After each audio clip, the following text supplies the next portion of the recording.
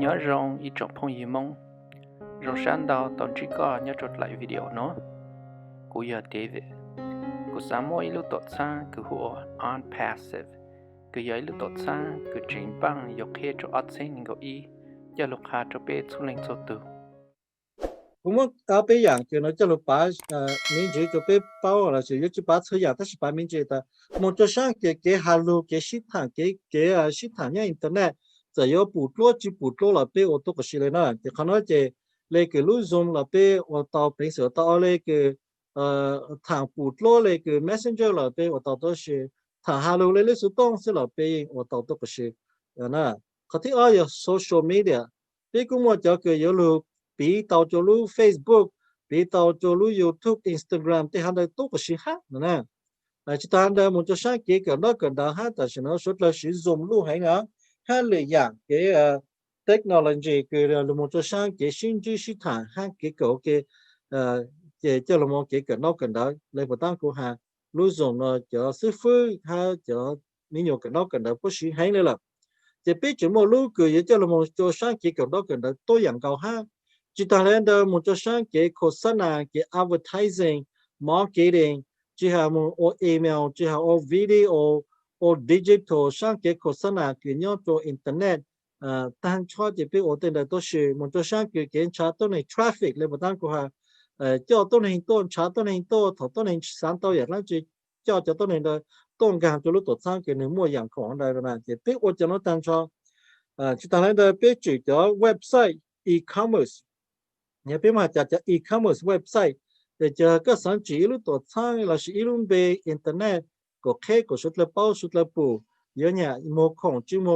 thôiอย่างcái sử internet nó về ô tô có sử chỉ hà lúc về lúc website lo họ chơi hosting lo còn là về một số email về một tô có sử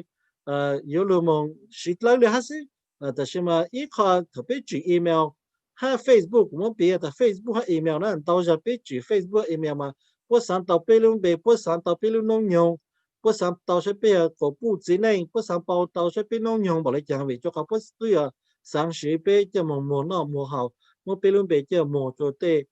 都落那个，波多可是呢这边个波到样了呢，但是贝隆多长呢unpassive 贝就人的，贝就许多人对贝都能对苏东的就莫那莫好，他的gì都莫呀，他做的贝没有那样。the flexible wallet yêu năng nha cái nhớ chủ lúc tự sang này nó sẽ giờ cái ấy tụi chủ nhớ chỗ này nó chỉ có sử lúc tự sang ô sử một giờ lấy chẳng là tàu sáng nha là tàu thiện cái là tàu chỉ ta nói là lúc tự sang nó chuyển khứ nha chủ cái lúc năng nha ha để mua nha lại có chủ tự là tàu tôi dạng cao nữa này cho nên nó bé sử Facebook bé sử PayPal bé sử WhatsApp cái dạng nó cho là mong thể nông thiện cái lo sang nha mong luôn luôn cái lúc tự sang nó mua bình sử ô tàu tôi có sử là được ha nó mới chưa nói hạt cho sang cái ôn đào chi phủ sai cho tôi nên cái ô tô nổ nhau cho đời tây tổ sang tây bồ lê sát là sự tây công ty lulu bây giờ ta cho tổ sang công ty lulu cái nếu mà tôi nên có bộ có phẳng lên ở hậu lưỡi này à cái bây giờ tôi lấy cho tôi nên cái lúc mà sai tên đào sai tôi nên ở hậu lưỡi trong chi trong thế nhà lấy chàng tôi nên tôi hậu lưỡi là chỉ tôi nếu từ nếu mà mau muốn cái nếu bộ tàu nhà ban chỉ thể chế bắt cầm牌 insurance thế hắn đây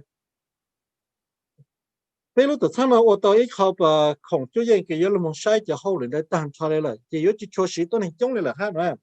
mua bịอย่างไรแต่ít tôi này tôi hậu luyện này này chỉ tăng yếu chỉ tao tôi đầu lại đó ô này tôi chỉ bị chậm mong lâu thằng này bị chậm mong lâu thằng này tôi sẽ khó chú ý không nó này tôi bảo tôi này tôi là này tôi thay tao lại lâu là này tôi tao tôi này tôi hậu luyện nữa rồi lúc từ này cho cả là này chỉ tăng tại yếu chủ mong sau này tôi sẽ tại này tới thằng bị chậm mong thằng này tại mà lỡ xe là tôi để tao tại này tôi chịu hậu lại nên tôi một chế lại nó mày bây giờ chỉ tới dạng lên nó là tới dạng không chỉ cho IP ha chỉ cho GPS tới dạng nó là search engine optimization chỉ cho IP address IP tracker tới dạng nó là tới dạng cái giống hay cái sử dụng cho sang internet nhà biết bông Google chỉ biết lúc đó nó ô tô tôi dạng lên Google ô tô lên chẳng biết ô tô tôi dạng cầu là đây giờ một trái cho dạng không cho dạng là chỉ một trái file nhau cho sang internet chỉ biết một lu search engine SEO tôi dạng lên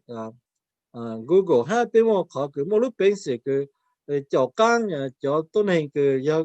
tôi này cái sử internet thì chỉ mua từ IP address thì bây lúc tôi sang nó giờ ta sang bao sang cho tôi này cái gang cho nó là sang sử cho là một cho cái lô cái cố sản tôiอย่าง gạo nữa mà nó cái dạng cái sao cho nó bảo cho bây giờ cái cái dạng nó mà những trong trang này cái nó cái bây mua